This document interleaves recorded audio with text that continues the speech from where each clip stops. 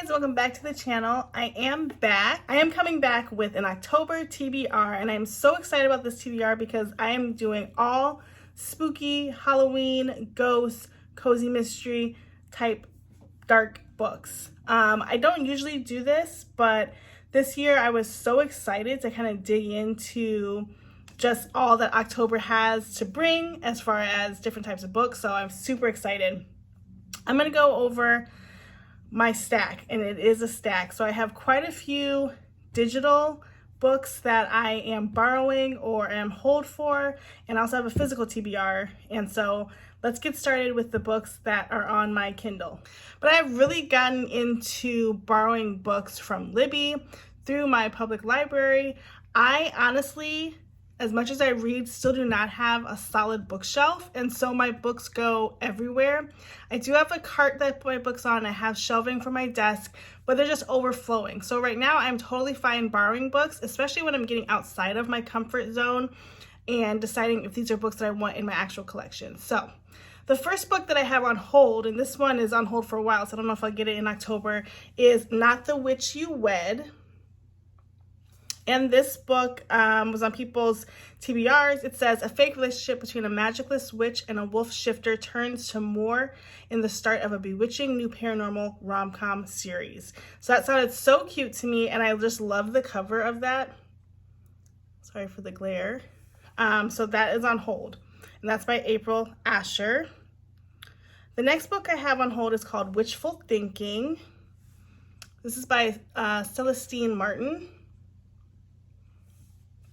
And this book says, love is the trickiest spell of all.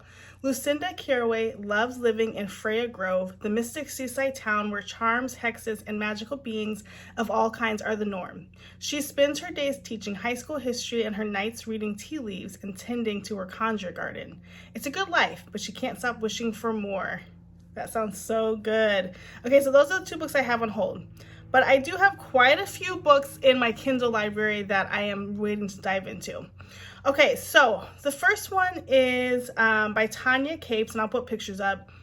It's Sunsets, Sabbatical, and Scandal. I want to say it's book 10 or 11 in the Camper and Criminals series. I'm slowly working through that. They are pretty good. They're like 3 and 4s as far as books, but I keep coming back to them because they're free on Kindle Unlimited, and they're really quick reads. And like I've mentioned in some of my other books, I love a good palate cleanser book, and so it is that for me. I also have some of them on audio, and they're really great to listen to. Just if you're zipping here and there, the audio is like, I listen to it at 2 times speed, but it's like 2 to 3 hours. It's not bad, and so love those. I'm also waiting to start Happily Haunted Afters. I actually don't know what this book is about. Okay, this book is a romantic comedy, and it says nothing spookier than a second chance at love. I don't know much about this book. I literally saw it on Kindle Unlimited and picked it up.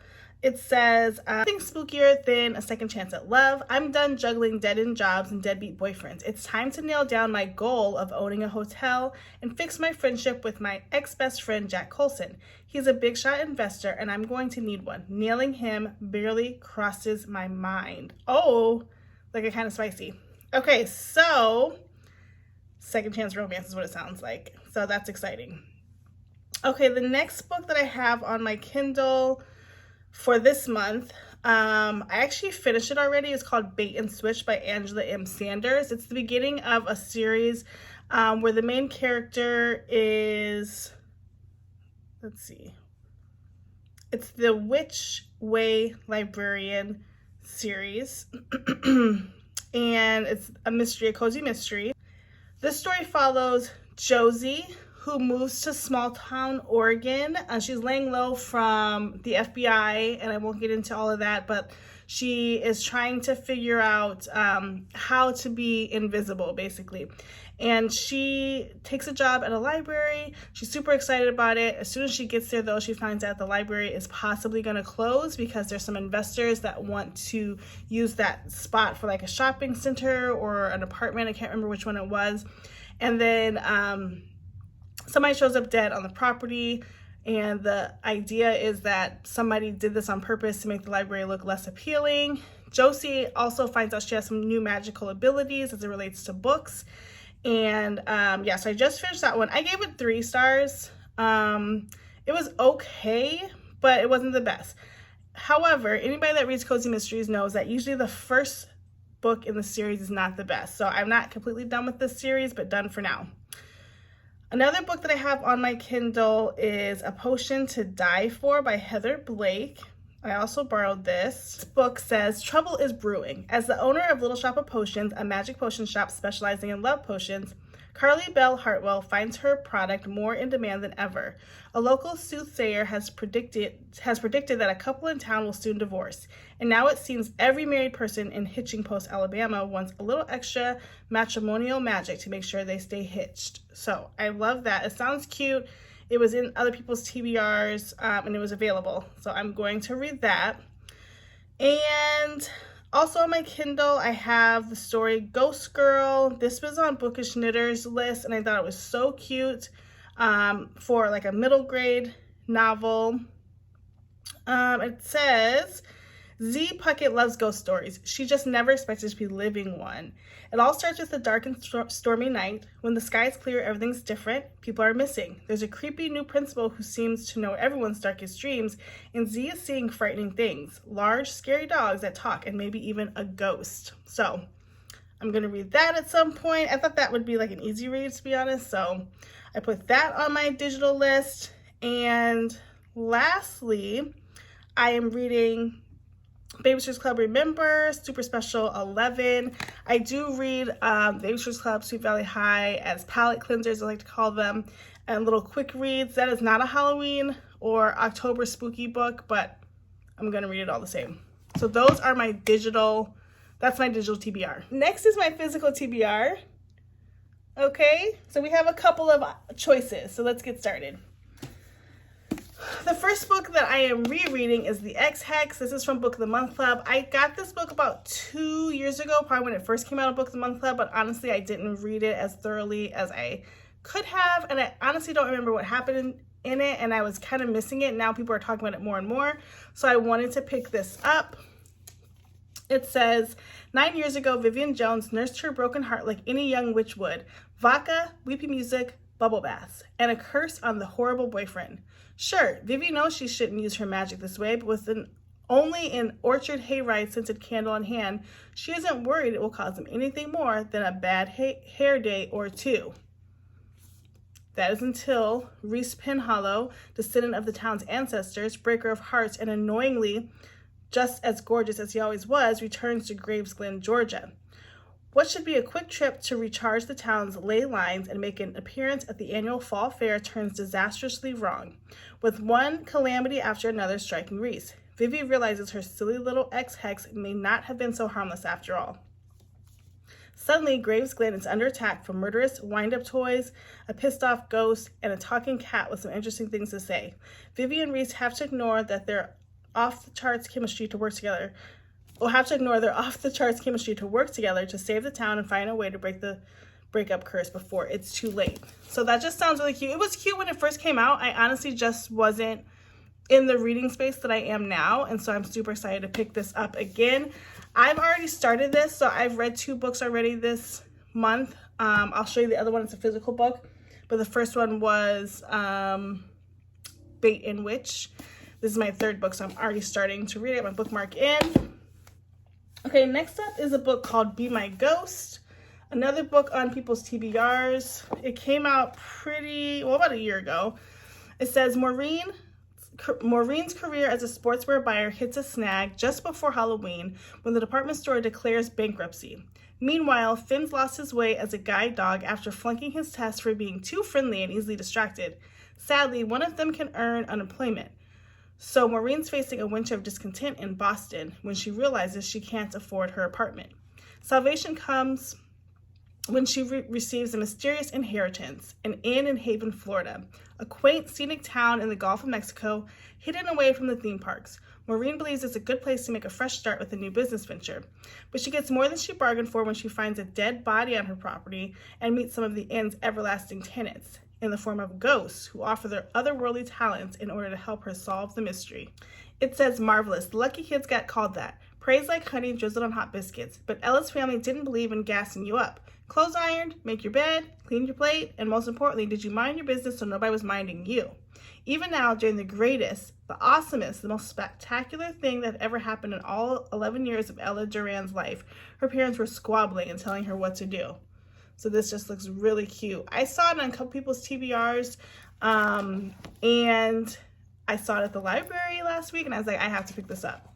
It has little illustrations in it, so I'm pretty excited for this one. That's a definite. Next in my cozy mystery realm, I have this book, TheSpook in the Stacks. It says, wealthy businessman Jay Ruddle is considering donating his extensive collection of North Carolina historical documents to the Bodie Island Lighthouse Library, but the competition for the collection is fierce. Unfortunately, while the library is hosting a lecture on ghostly legends, Jay becomes one of the dearly departed in the rare books section. Now it's up to Lucy Richardson and her fellow librarians to bone up on their detective skills and discover who is responsible for this wicked Halloween homicide. So I'm really excited to read that one. It's a little bit older. I love a good cozy mystery. I didn't always, but I've really gotten into them and kind of understand the formatting of them. And so I'm excited to read that one. Another cozy mystery I have is Spellbooked. And it says, before they could blink their eyes or twitch their noses, Molly, Elsie, and Olivia somehow became eligible for the AARP. But they can't fly off to Boca Raton just yet. First, they must give up their magic, recruit and train 3 new witches, and pass on their cherished Spellbook. Oh, it almost sounds like Hocus Pocus 2. So I will be looking forward to reading this. And this is by Joyce and Jim Lavine. So that is coming up. That's a definite read this month. So I think the only one that I'm not sure about is Be My Ghost. Okay, next I'll show you the second book I finished this month, The Charmed List, and this was really cute. This story follows best friends who are rivals. So you have Ellie and Jack. They live in a town that does acknowledge magic and can be magical, and they are magical. Their families are, but they both own charm shops. Ellie's family is more true to witchcraft in a charm sort of way, like honoring the magic, and Jack's family has gone very novelty store with their charm essence, so they're somewhat rivals. Ellie and Jack were friends when they were younger, but as they got into high school, everybody started calling Ellie weird, and Jack never stood up for her, so they've kind of separated. This is forced proximity. They have to go on a road trip together after Jack casts a spell in public, and Ellie's best friend sees what happened. And so in order to save their family's magic, they have to make a pact and work this out while the parents try to figure out from the powers that be if they can keep their magic. Super cute, very sweet. Not too many explicit things happening in this book, but I thought it was a nice read and pretty quick as well. Okay, next my Book of the Month Club picks. I picked 2. I always try to get 2 if I can because the add-on book is so cheap. So the book that I picked for the month is The Family Game. Put that here. And this says, a rich, eccentric family, a time-honored tradition, a lethal game of survival. One woman is about to find out if she has what it takes to join her husband's family in this riveting must-read thriller. The rules: listen carefully, do your research, trust no one, run for your life. This book reminded me of the Inheritance games in a way because she's trying to win fortune from her in-laws. It wasn't the best, but that's the only selection that I saw, and I wanted the second book. You have to have a book before you pick an add-on. So the second book I picked was The Kiss Curse, and this seems very Halloween-y to me. It says, Gwen Jones is perfectly happy with her life in Graves Glen. Wait, wasn't there another Graves Glen? Oh my goodness. She, her mom, and her cousin have formed a new and powerful coven. She's running a successful witchcraft shop, Something Wicked, and she started mentoring some of the younger witches in town. As Halloween approaches, there's only one problem. Llewellyn Wells Pin Hollow. Wells has come to Graves Glen. Oh my gosh, is this part 2? Of the X Hex, my mind's blown right now. Okay. Wells has come to Graves Glen to reestablish her family's connection to the town they founded and to make a new life for himself after years of being the dutiful son in Wales. When he opens up a shop of his own, Pin Hollows, just across the street from something wicked, he quickly learns he's gotten more than he bargained for in going up against Gwen. When their professional competition leads to a very personal and very hot kiss, both Wells and Gwen are determined to stay away from each other, convinced the kiss was just a magical fluke. But when a mysterious new coven of witches comes to town and Gwen's powers begin fading, she and Wells must work together to figure out what these new witches want and how to restore Gwen's magic before it's too late. Oh my gosh, my mind is kind of blown right now. Well, I'll definitely read the X Hex first, but they're definitely in the same timeline, so stay tuned for that. All right, the last book that I have, I actually picked up at the end of last month, but I did not get to it, and it's not Halloween, so it's not a priority, but if I get to it, I get to it. It is The American Roommate Experiment. I feel like everybody's been talking about this book, and it seems like forced proximity as well. And I think the author is the same author of Spanish Love Deception. I could be wrong. Oh, no, it is. And I didn't get into Spanish Love Deception. I think it was because I read too many romances in a row and I wasn't into the hating game until they love each other thing. And so I picked it up once and put it down, picked it up a second time, put it down. And so everybody says like either you like Spanish Love Deception or The American Roommate Experiment. I'm hoping I like this one. And like I said, this is not a priority because I want to get through all of my October books. And if I get to this, I will. But the way the stack is looking, I don't think that I will. So those are all the books I plan to read in October. I don't know how many I'll actually get through. I have a lot of reading to do. I last month read 18 books and that was a struggle. So we'll see if I can get through all of these. But I really want to knock as many down as I can because they're so specific to October and Halloween and witchy stuff that I really want to get them done. Anyway, thank you so much for watching. Please like, comment, subscribe, and tell me what you're reading this October. We'll see you in the next one. Bye.